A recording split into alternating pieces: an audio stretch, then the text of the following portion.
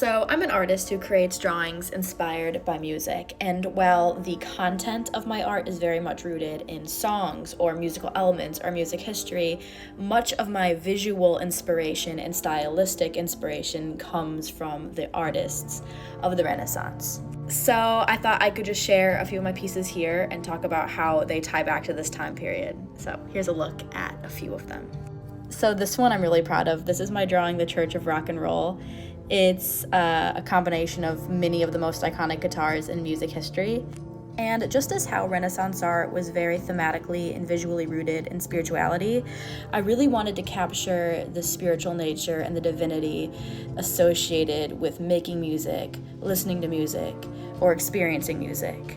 So in the same theme of music being tied to divinity and spirituality, I created this one right here to kind of showcase the escapism that music provides. Something that I deeply admire about Renaissance art is the sheer amount of details that are included within it. You could look at it forever, and that's something that I really aim to do with this one. And this one was also like the first piece that I really dove into that exploration with, so this one I'm super proud of as well. And Michelangelo, my biggest inspiration of all, the GOAT. The GOAT, obviously he was a master of both painting and sculpture.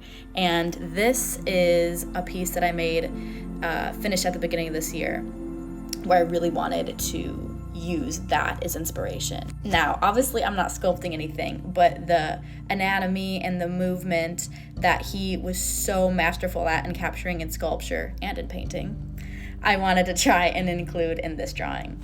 And for context, this drawing is a visual interpretation of the Led Zeppelin song Stairway to Heaven. So once again, touching on both obviously the spiritual nature of that song, but of music itself. So yeah, there's a look at a few of my drawings and a little bit of insight into the reasoning behind why they look the way they do and why I create the way I do. I could talk about this forever, but I'll spare you from a 2-hour long video, so that's all.